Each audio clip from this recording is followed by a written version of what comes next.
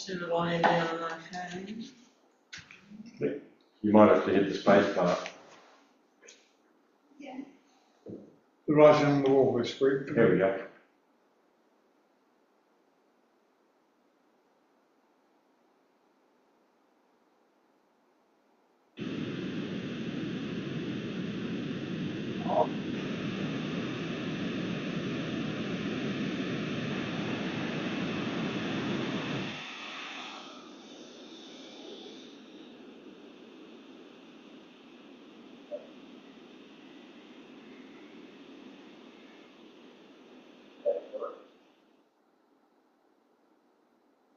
Okay, where I was last week, I was on a road trip for Adventist Aviation. We usually fly, but twice a year we do road trips.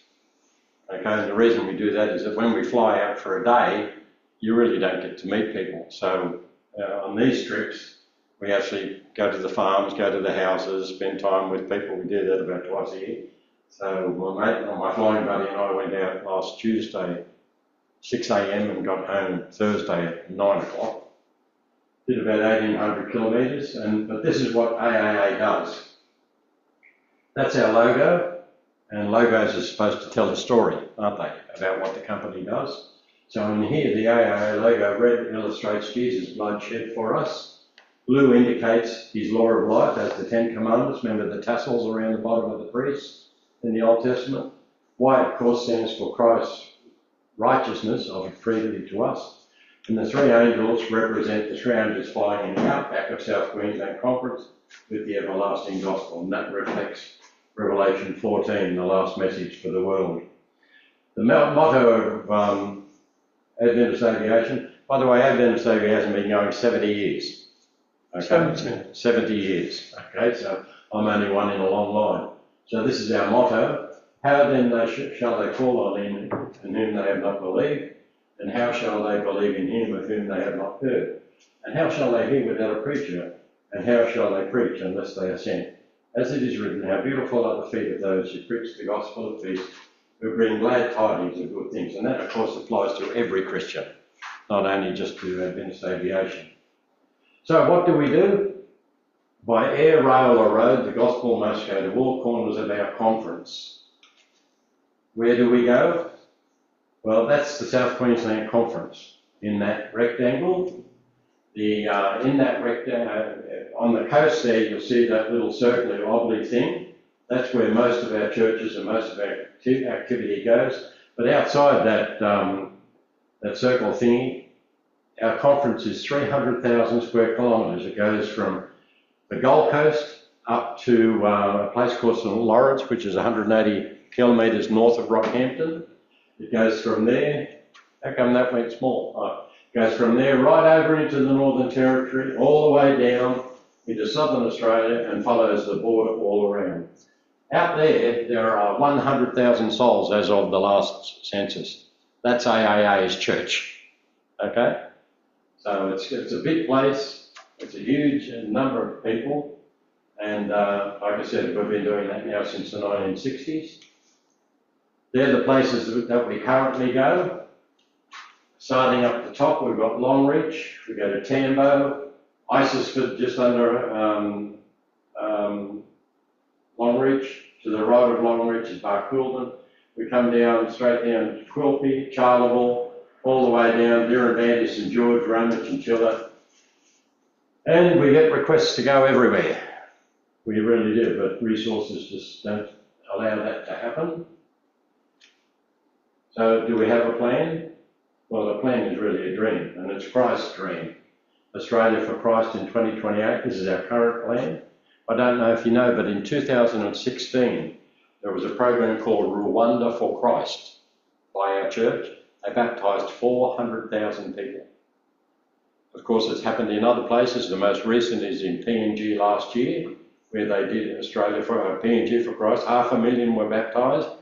Next year, they're doing it in the islands of the Pacific, New Zealand, and Australia. We're going to support them in whatever way we can. Why not now? Pardon? Why not now?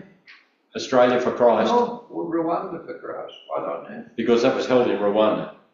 So whatever country it's in, like in 20, so Next year it's New Zealand for Christ. In 2028 it's Australia for Christ. It's a slogan and a name. So we've got Australia for Christ in 2028. And so Adventist Aviation now, we've come on board with that. And so all our activities out west will be to try and make that a success.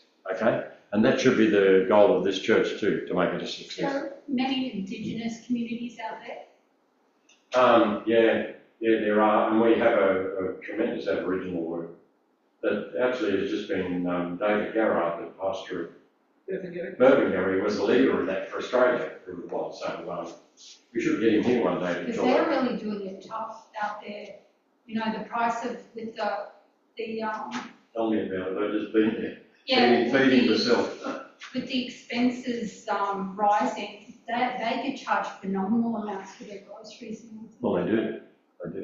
it's just. I was just surprised the other day, we had to pay something that was $3 here, and I forget what it was. It was just a consumable. We were buying some tea to take back to the motel and put it in the microwave, and it was $7. I said to my mate, look at that. It is very expensive out west because of cost of transport. Is there something? But on the other hand, fuel is 50 cents a litre cheaper. Yeah, but Yeah, look how makes far sense, you've got doesn't to travel to get anywhere. Pardon? Look how far you've got to travel to get anywhere. Well, that's Australia. Yeah, and that's How much fuel does the plane take? More than a boat? more than a boat. Heaps more. Yeah. I don't know. We spend our budget per year, Tracy. Boats are expensive. Our budget per year is about $35,000. Can we do something to raise money? Well, you watch this. Alright. I thought we Okay. All we want is for people to share the dream. Can I just, I thought we were doing our studies on Daniel. We are, if you shut up and let me listen. The whole. All right. Sorry to you people on TV. Okay, so we want to share the dreams. We're starting a new project in the St George Drive, which is 2.5 hours southwest from here. We've been visiting St George for 20 years, and now we have a little group there. So now the plan over the next 5 years is to actually establish a church there. And so we spent a day in St George on our trip last week, visiting the folk there and talking to the leaders. Now, for those people out west, there are people who will never, ever grace the door of any church, let alone our church. So what we've done is stand by one. This is too far away from here.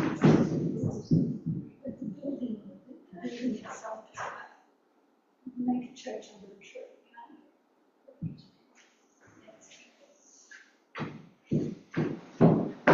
So give yourself one of them.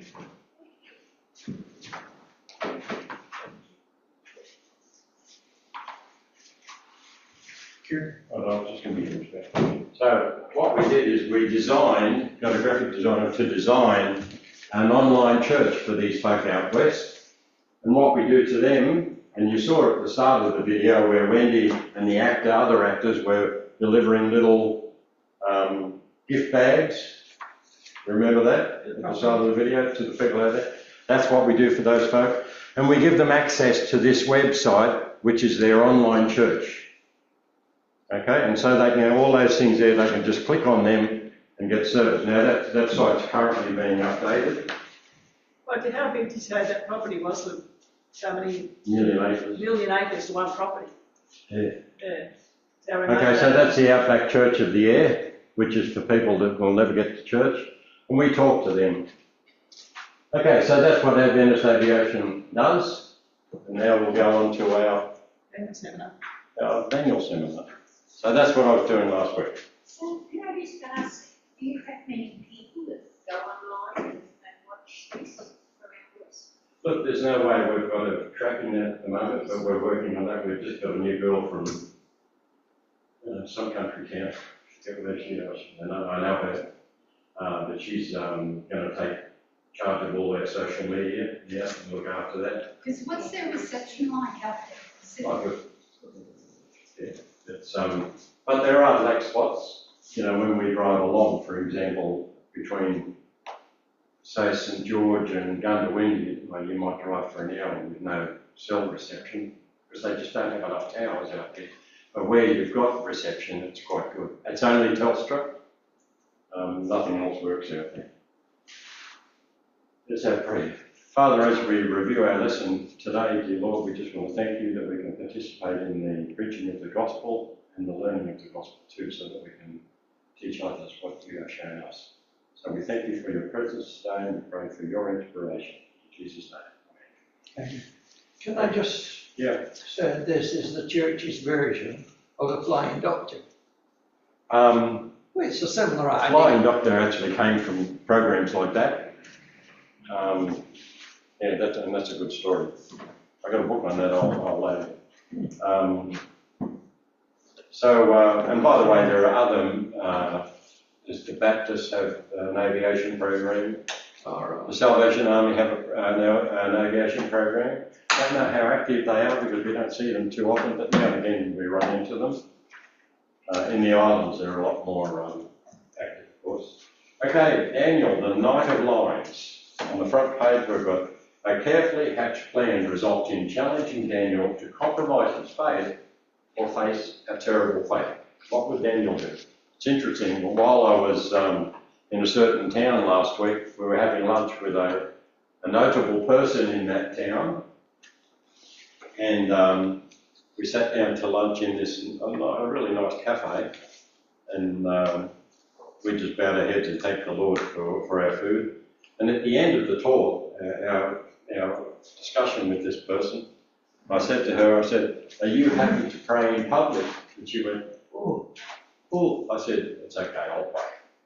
And but it's amazing how timid sometimes people are of praying in public. Now, Jesus did say you should not throw your pearls in front of dogs, right? So, you wouldn't play. I would not pray in a public bar of a pub. Not that I would go there.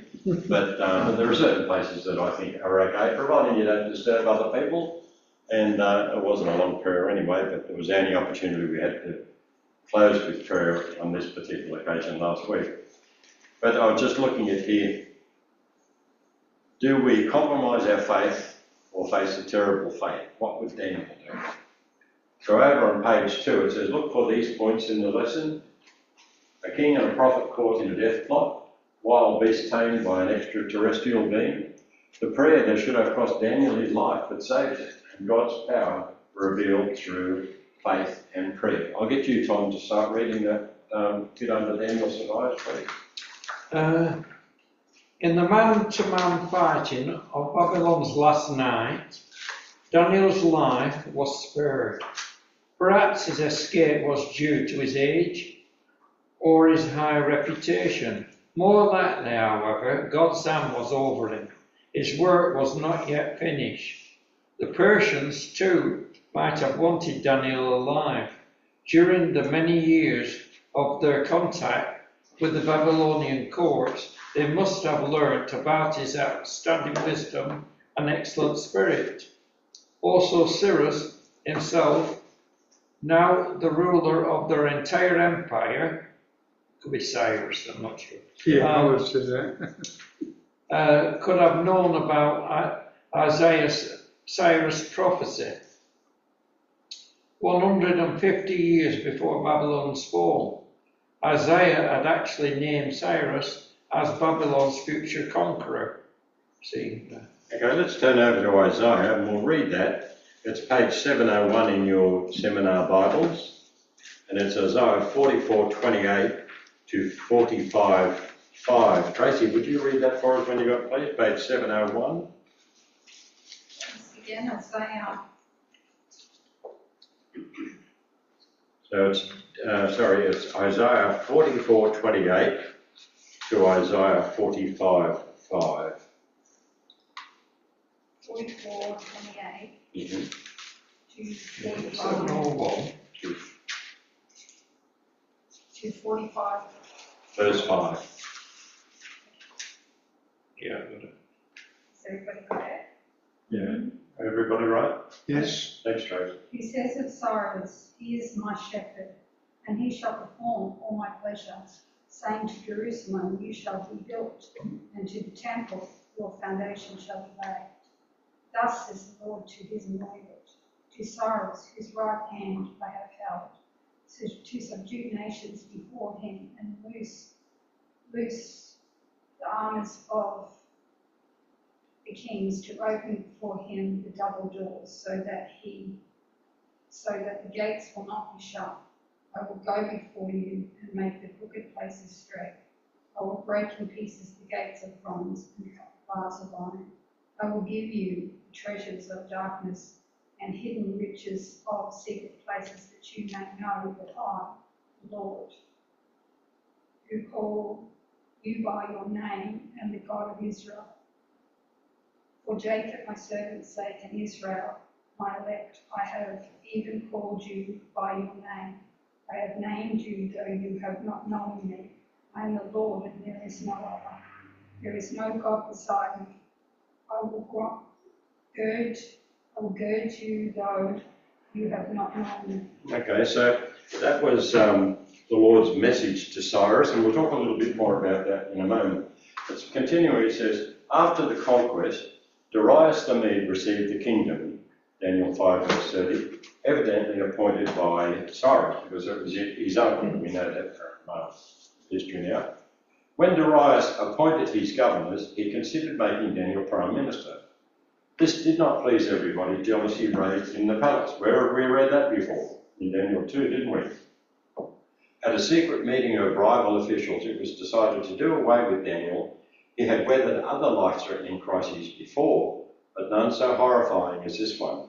The plot involved Daniel, now 80 years of age, being fed to the lions. So let's open our Bibles to Daniel chapter 6, page 863 of your Bibles. Daniel chapter 6, page 863.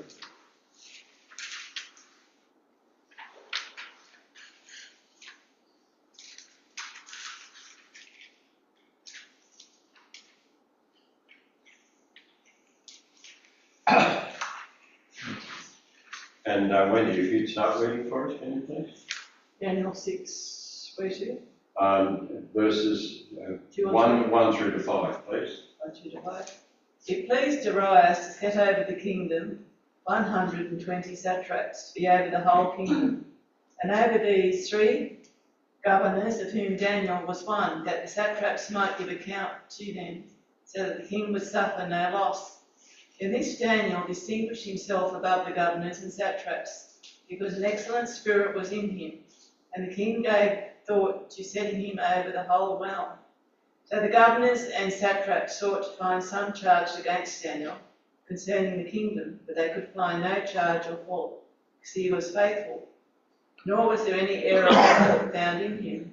Then these men said, we shall not find any charge against this Daniel, unless we find it against him concerning the law of his God.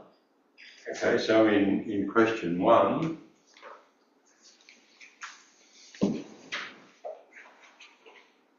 it says, have a look up on the board, it says, what changes in government by Darius or Darius led to the threat on Daniel's life? It pleased Darius to set over the kingdom 120 satraps, or provincial governors, to be over the whole kingdom, and over these, how many governors? 3. 3. And Daniel was to be one, wasn't he? Yeah. Okay, so we'll go now to question 2. We know Daniel was the one of the 3. The second question is, why did the king consider promoting Daniel to the position of a supreme governor? What does it say in verse 3, please, Tom? Daniel 6:3. Oh, Daniel 6:3. Then this Daniel distinguished himself above the governors and satraps, because an excellent spirit was in him, and the king gave thought to setting him over the whole realm. So if you were Cyrus, what would make you think that? Why would you, like you've already set 2 other governors over the kingdom, plus Daniel, but it seems that, I don't know, maybe these other guys weren't doing as good a job as Daniel, because he was a proven servant, wasn't he? Yeah. And so the king thinks to set him over the whole lot of the realm, just like Daniel in Exodus, or in Egypt rather. And so that would automatically bring up the same jealousy that we found in... Because you were a foreigner. Yeah, but he's a Jew too, and he was a Yeah, worshipper but of to them, the Babylonians, they class him as a foreigner Yeah. and look down on him. Yeah. They So wanted to. in Daniel 6:4, please, Marlene, if you read Daniel 6:4 for us and 5. 4 and 5, did you say? Yes, please. Okay. So the governors and the satraps sought to find some charge against Daniel concerning the kingdom, but they could find no charge or fault because he was faithful, nor was there any error or fault found in him. Then these men said, "We shall not find any charge against this Daniel unless we find it against him concerning the law of his God." I really like that phrase where it says, but they could find no charge or fault because he was faithful, nor was there any error or fault found in him. So it sounds like he was doing a great job. Yes. And someone that you could trust, so to speak.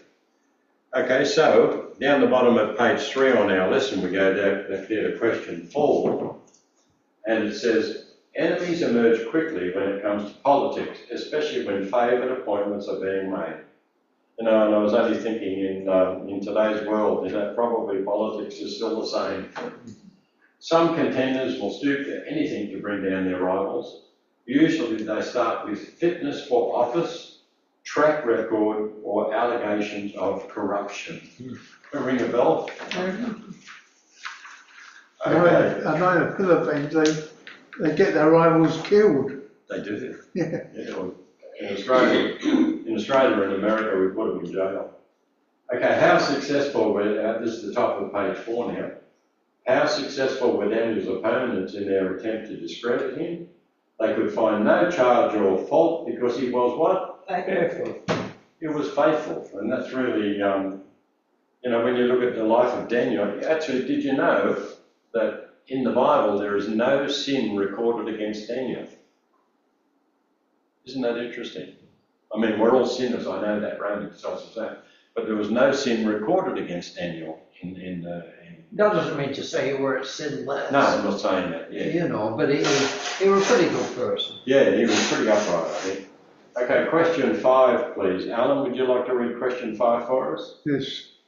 Not to be put off by Daniel's faultlessness record, what did his opponents suggest? We shall not find any charge against this Daniel as we find against him concerning the law of his God. Yeah, against the law of his God. Now, as much as I tried this morning, I got up at my normal time, but at 6 o'clock, I started trying to look in the Gospels where the Pharisees said the same thing about Jesus. They said, we're not going to find anything against him unless we find something against his Father. And do you think I could find that text? I looked and looked and looked and looked and looked for it. Even here I was looking. And I still haven't been able to find it. I'll probably go home and I'll probably put my finger on it. But it's interesting that there was a parallel between Daniel and Christ, in Daniel and Christ being faithful. Yeah. Both of them have no sin recorded against them. So Daniel is really a type, if you like, a type of Christ, standing upright and faithful. Okay, so the law of God. So question 6. It says, read the account of the plans made by Daniel's enemy, then mark the following statements as true. So let's read verses 6 to 9 in the Bible. Daniel 6, 6 to 9. Who hasn't had a read yet? Trace, have you had a read? Okay, we'll go back to Tom then. Daniel 6, 6 to 9, please, Tom. So these governors and satraps thronged before the king and said thus to him, King Darius, live forever. All the governors of the kingdom, the administrators and satraps, the councillors and advisers have consulted together to establish a royal statute and to make a firm decree that whoever petitions any good man, petitions any god, I should say, or king, shall be cast into the den of lions. Now, O king, establish the decree and sign the writing so that it cannot be changed according to the law of the Medes and Persians, which does not alter. Therefore, King Darius signed the written decree. It's amazing how big-headed these kings were back in the day. Nebuchadnezzar fell for this, and now Darius is falling for it, you know. Like, you know, what does it says? It says, establish a royal statute and make a firm decision that whoever petitions any god or man for 30 days except you. So basically, you had to pray to the king. That's really what they're saying. Kings were all powerful. Yeah. And if we catch anybody doing it, you remember Nebuchadnezzar had them all on the plain of Dura before his big statue, you know, fall down or you're going to cast into the den of lions. It's the same situation, really. And in this case, Daniel is here, okay, but the three worthies aren't. I don't know where they were. But, yeah, and so on our lesson on page 4, it gets us to make some noughts and crosses there on the page. It says, read the account of the plans made by Daniel's enemies, then mark the following statements true or false. Okay, so up on the board we've got, the plan was to get the king make a decree, true or false? True. True. Okay, no request or petition was to be made to any god or person other than the king, true or false? True. True.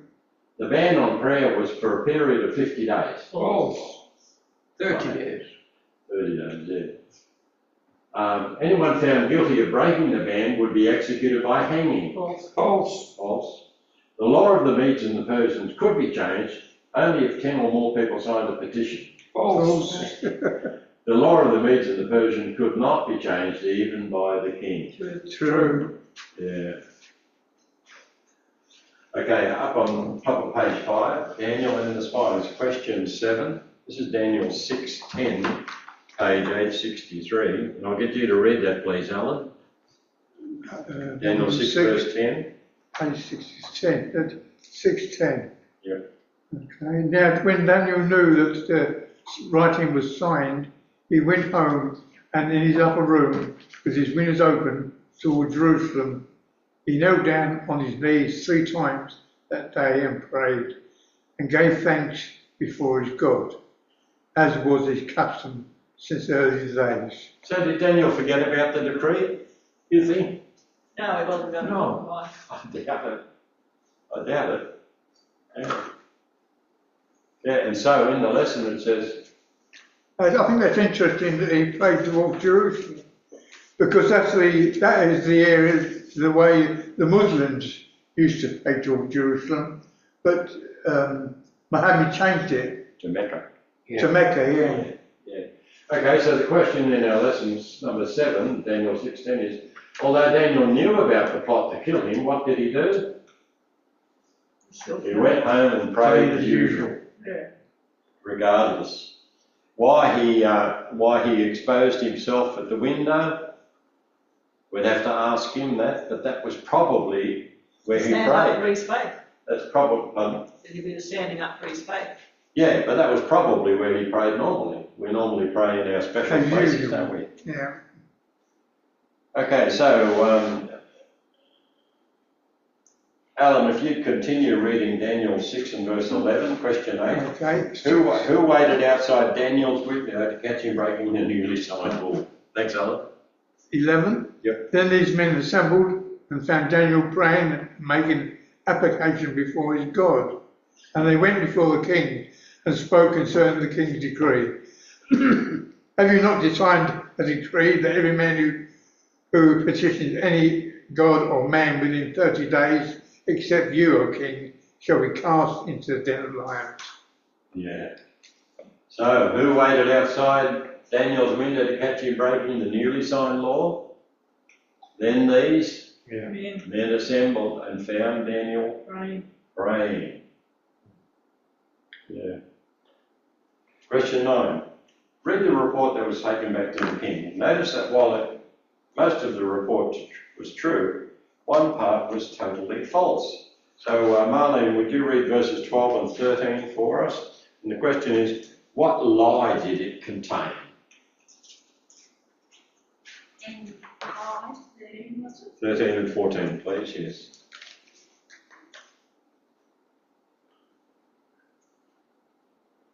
Then Daniel was brought in before the king. The king spoke and said to Daniel, Is this Daniel 6, 13 and 14? No, not Daniel 6, So 13 they and 14. answered and said before the king, but Daniel, who is one of the captives from Judah, does not show due regard for you, O king, for the decree that you have signed, but makes his petition 3 times a day. And the king, when he heard these words, was greatly displeased with himself, and set his heart on Daniel to deliver him. And he labored till the going down of the sun to deliver him. Keep going, please. Then these men approached the king and said to the king, Know, O king, that it is the law of the Medes and Persians that no decree or statute which the king establishes may be changed. Okay, so reading, what's it saying about what it's saying about Cyrus? What do you think? It's a trap. Yeah, it tweaked to him, didn't it? The penny dropped, we would say. Okay? And Cyrus, but notice it said in verse 14, he was greatly distressed with who? With himself. Yeah. Because he'd been hoodwinked, hadn't he? Yep. And then he set his heart on Daniel to deliver him, and he laboured till the going down of the sun to deliver him. So Cyrus was really on Daniel's side here, wasn't he? He was really trying to help. Is that getting a bit cold for you, ladies? Is that your clock? No, Yeah, not me anyway. Okay. Is No, it mate. Cyrus or Darius? Okay, so Is you it Cyrus laboured. or Darius? I'm sorry. Is it Cyrus or Darius? Darius. Sorry. Yeah. What did I say? Cyrus, did I? Yeah, sorry about that. Okay. Know, O king, that is the law of the Medes and Persians, that no decree or statute which the king establishes may be changed. I wonder if they'd have been bold enough to say that to Cyrus. Okay, because Darius was 62 years of age, we read in chapter 5 and verse 30. It would have trapped him just the same. I'd say that probably would have. And the good thing about it, the den of lions, even the fiery furnace, it would have been like somebody just getting stabbed in the back or throat being slit. It wouldn't have been as fanciful. You're going to remember a fiery furnace. You're going to remember a den of lions. Pretty terrifying, isn't it? It conjures up plenty in the imagination, so people will remember it. Yeah, it'd be scary. You've got to give God his due. He does things in a way to be remembered. I'll say that. So question 9 says, read the report that was taken back to the king. Notice while most of the report was true, one part was totally false. What did it contain?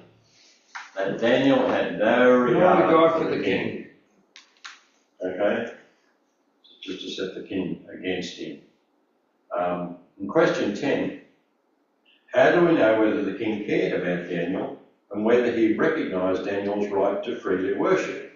Verse 14 says, and the king, when he heard these words, was what? Greatly displeased with himself, and he set his heart on Daniel to deliver him. Yeah. Okay, question 11, which is verses 15 and 16. I'll get Wendy to read them, please. Verses 15 and 16, please, Mike. 15, 16.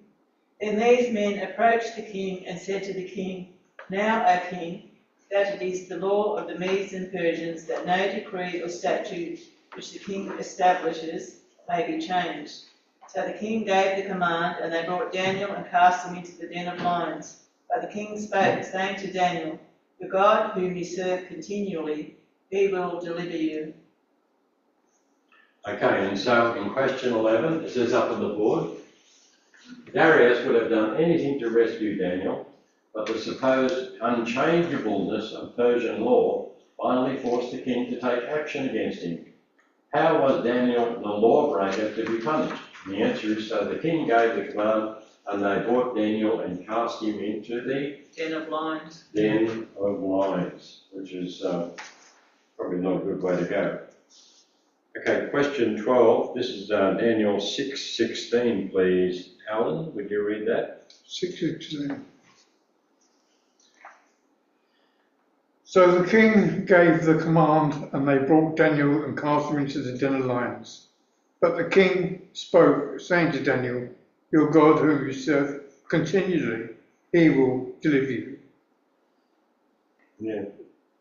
Then a stone was brought and laid in the mouth of the den, and the king sealed it with his own signet ring with the signet of his Lord, that the purpose concerning Daniel might not be changed. Yeah, that's interesting, verse 16. They brought Daniel and cast him into the den of lions. But look at what the king says. I love those words. Yeah. Your king, your God, whom you serve continually. So he was aware of all the foregoing. Yeah. And he knew that Daniel was faithful to his God. But notice it says, your king whom you serve continually, what? Will deliver you. Boy, what a man of faith he is. He's not making around, is he? He recognised this God. But then a stone was brought and laid on the mouth, and the king sealed it not only with his own ring, but with the signet of the Lord's, that the purpose concerning Daniel might not be changed. I love that part in verse 16 where it says, your God whom you serve continually, he will deliver you. And I guess we can take that personally. Does anyone want to just give us a quick testimony, if you like, about how God has delivered you out of a situation where, it couldn't have been chance. And I'm not talking about me flying up in the sky where God opens a cloud up or lets us land somewhere. I'm talking about just in the normal affairs of life, because we tend to overlook them a little bit. I know that, one of the continuing miracles for us is that prior to becoming Christians, we would live like normal people and we always had bills, but sometimes we not always had the money to pay our bills. Then we became Christians and became faithful to God in tithes and offerings. And since then, we've never lacked, have we? There's always been money to pay the bills. She's the accountant, so she knows. That's a continuous miracle that God fulfills. And I say to my boys, when they're doing stuff, are you faithful in your tithes and offerings to God? Because it's not so much about the money. Well, it's not about the money, because He owns it all anyway. It's about what we're willing to give to Him. If we give Him our hearts, He owns everything else. Is that right? That's the only way to go. Anybody else like to say something? I can say something that's quite personal. That's okay. When I was really young, I was an alcoholic, and I nearly died so many times. If I hadn't stopped drinking, I wouldn't be here today, and that's my deliverance. Amen to that. That's a big one too. Maybe. When I was driving back from Rockhampton to camp, I knew I had to take Jordan back when he was about 2 because he had mouth ulcers, and I gave him to Kelly in Rockhampton, and coming back just near Gladstone, doing 110 kilometres an hour in a 4-wheel drive, done a U-turn straight into the back end of me. And I went flying over an embankment, probably 20 or 30 feet. Not a cliff, but over an embankment, and just a strong, wide down voice or thought come into my head, don't break, write it out. And normally like that, you automatically want to break. But it was just such strong, and I know it was the Lord that's just telling me, don't break, write it out. And I went flying over this embankment, took my foot off the brake and accelerated, and just went wound my way through all the shrub and bush and trees till the car stopped. But I believe... How long before the police got there? Well, actually, the police, the guy that ran into me was the mayor of Rockhampton. And he wasn't going to call the police, he just calling the insurance company, giving each other insurance details, and then a police car drove past and seen us and stopped and, reported it. He's the mayor of the town, of course he's not going to call the police. Yeah, I actually knew him as well. That reminds me of the time I was at Kyogle somewhere on a mountain range, and I went off and went down the bank, and a tree stopped me. Couldn't go any further, and a truck come by, and he towed me out, and I could drive off. That took a long time me there, you know. You know, you can be in a dangerous situation, and I've had that many in my life. You know, and it sounds, I don't want to bore you with anything, really, but anything from getting slugged in bed with an iron bar, to being physically beaten up, to all kinds of things that's happened to me, being told to go to a place to get me out of the biggest thing that took me out to the edge of suicide, and really, miracle after miracle, yes. God was there all the time. Oh, definitely. I needed looking after, because I were in, there were times, especially when we were in the Merchant Navy, that's when they slugged me in bed. They actually slugged me in bed with an iron bar. Wow. I staggered out of the room, and with God's help, I recovered. You know, that's one of the dramatic things, yes. I can remember something very funny. I used to have a shared driveway. And the neighbour, I don't know why, but she didn't like me, and she drove a car at me.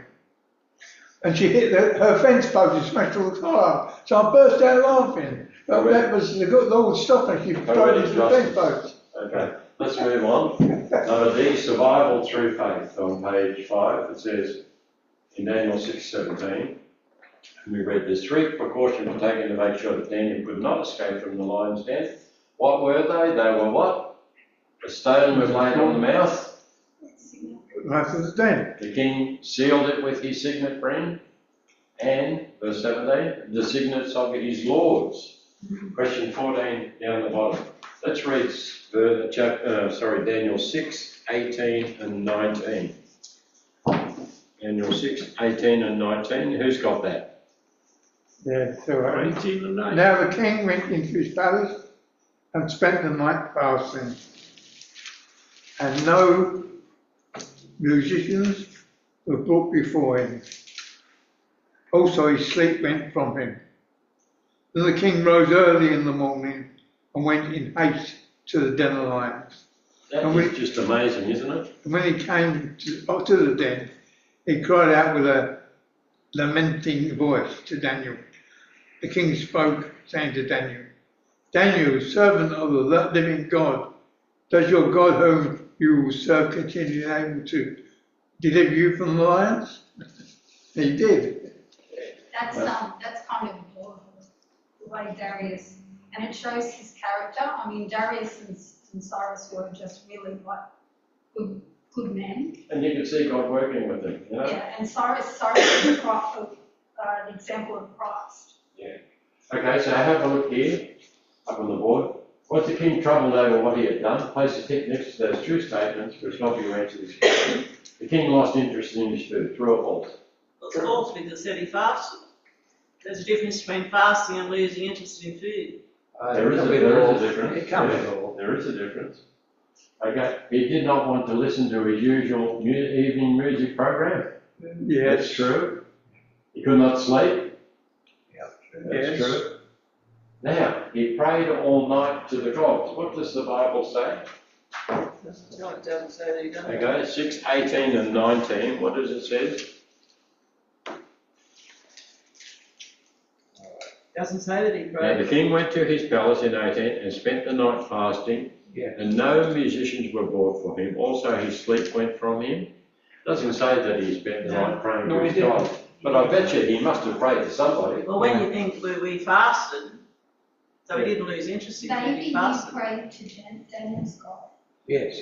Because he by that point was so desperate for Daniel to be saved. He was believing And he'd that already his God said, would he save already him. told him that his God could Yeah. deliver him. So I reckon he was praying. Yeah, He didn't that's know what I what to reckon. say it, yeah.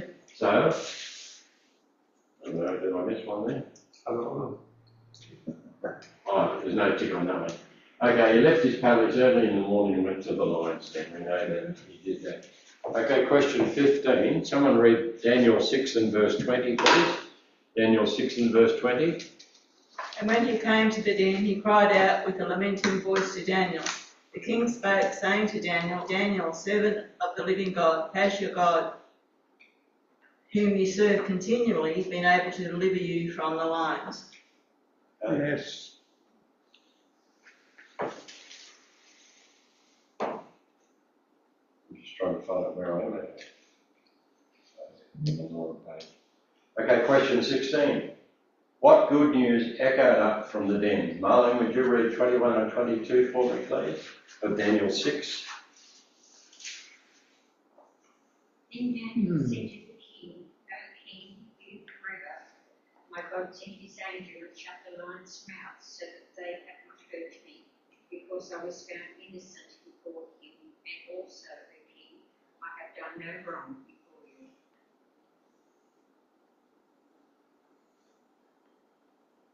Good, thank you. Okay, so God sent his angel to shut the lions' mouths. What reason is given for Daniel being saved from this horrifying death? Verses 22 and 23, please, Tom. 22 and 23. My God sent his angel and shut the mouths of lions' mouths, so that they have not hurt me, because I was found innocent before him. And also, O king, I have done no wrong before you. Now the king was exceedingly glad for him, and commanded that they should take Daniel up out of the den. So Daniel was taken up out of the den, and no injury whatever was found on him, because he believed in his God.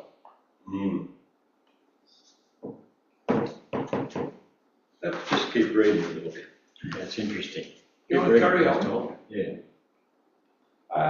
And the king gave the command, and they brought those men who had accused Daniel, and they cast them into the den of lions, them, their children, and their wives, and the lions overpowered them and broke all their bones in pieces before they ever came to the bottom of the den. Okay, stop there. Now come back to Daniel 4 on page 859. Oh, Yes. Daniel 4 on 859. And notice that King Nebuchadnezzar has written in the Bible. A pagan king has written in the Bible. And over here, on page 864, we have another pagan king writing in the Bible. Isn't it interesting? Yeah. You know, sometimes God uses those who may not follow him totally to do his work. In question 17 it says, what reason is given for Daniel being saved from his horrifying death? Because I was found innocent before him. And also, verse 22, I've done no wrong. Who had actually shut the lions' mouths? God. God has sent his angel, right? Okay, and then question 18 we just read, how did the king bring justice upon those who plotted to destroy him? They and their families were cast into the den of lions. Terrible. It's really terrible. Okay, so up on the board, question 19. Like Nebuchadnezzar, Darius was elated to discover the power of Daniel's God. He wanted to tell the world. What message did he send through the whole kingdom? Let's read Darius's letter here. Whose turn to read? Must be Tracy's, eh? So Daniel 6. 25 to 27, please. Then King Darius wrote, to all peoples, nations, and languages that dwell in all the earth, peace be multiplied to you. I make a decree that in every dominion of my kingdom men must tremble and fear before the God of Daniel, for he is the living God and steadfast forever. His kingdom is the one which shall not be destroyed, and his dominion shall endure to the end. He delivers and rescues, and he works signs and wonders in heaven and on earth, who has delivered Daniel from the power of the lions. Now notice that he didn't make the same mistake as Nebuchadnezzar and force everybody to worship the God of heaven, did he? Remember Nebuchadnezzar said, I decree that everybody worships the God of heaven. Darius doesn't do that, but he does say in the middle of verse 26, for he is the living God and steadfast forever. His kingdom is the one which shall not be destroyed, and his dominion shall endure to the end. Very similar to what we read in Daniel 2 and 3, isn't it? Yeah. Okay, so up on our board there, it says, like Nebuchadnezzar, Darius was elated to discover the power of Daniel's God. He wanted to tell the world. What message did he send throughout the whole kingdom? He is the what? Living. He is the living God. Yeah. His kingdom shall not be destroyed. He delivers and rescues. He works signs and wonders in heaven and on the earth. Did the night of light in the lion's den shatter Daniel's nerve or deflect him from his purpose in life? What do you think? Now he prospered in the reign of Darius. Yeah, the last verse. Wendy, read that again, please, verse 28. So this Daniel prospered in the reign of Darius and in the reign of Cyrus the Persian. Yeah.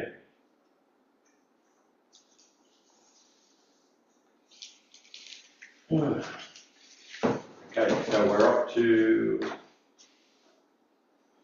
this question. If ever faced with demands of conflict with God's will, would you like to have the kind of faith and courage that Daniel had? Yes.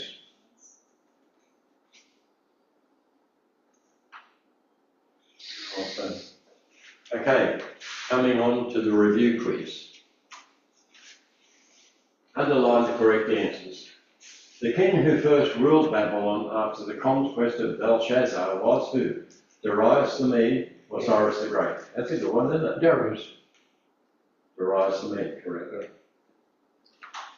Underline the correct answers. Darius commanded his officers to A, cast Daniel into the lion's den, Yeah. or take him out of the den. To start with, you had to be put Both. in the den. Both. Yeah. It's both. Yeah, that's right. And next, underline the correct answers. Daniel's custom was to pray on his knees. Pray twice a day? 3 times. 3 times a day, that's right. Because Darius did not favour Daniel, he sealed the lion's den so that Daniel could not escape. No. Well, he did favour He him. sealed it because he had Sealed to. it, but because He spoke words of condemnation regarding him, No. no. but he did seal the lion's den so that he Oh, couldn't yeah. escape, didn't he? Did it look like it had done it properly? Yes. Yeah, and he didn't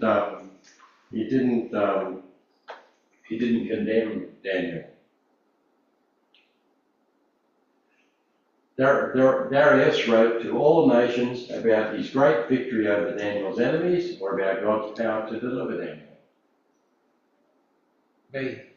B, about God's power to deliver Daniel, that's right. Darius declared that God's kingdom would come one day in the future or never be Never been destroyed. destroyed. Yeah, that's correct. Okay, so we hope you enjoyed studying the Night of the Lions. Next week we've got the superpowers of Daniel, which is another interesting lesson. So I'll get it right for next week. It's the superpowers of Daniel, Daniel chapter 8. We start now moving into the prophetic part of Daniel. Okay, so there's more futuristic prophecy going from this lesson forward. So it doesn't get harder, but with the historical background that we've just read, sets the basis for moving on to this second section of Daniel, okay?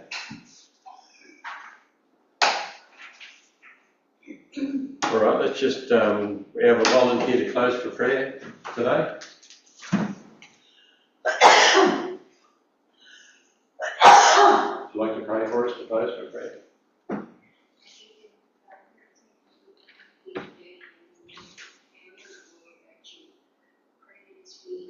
Through the rest of the week, Please give us our troubles. In Jesus' name. Amen.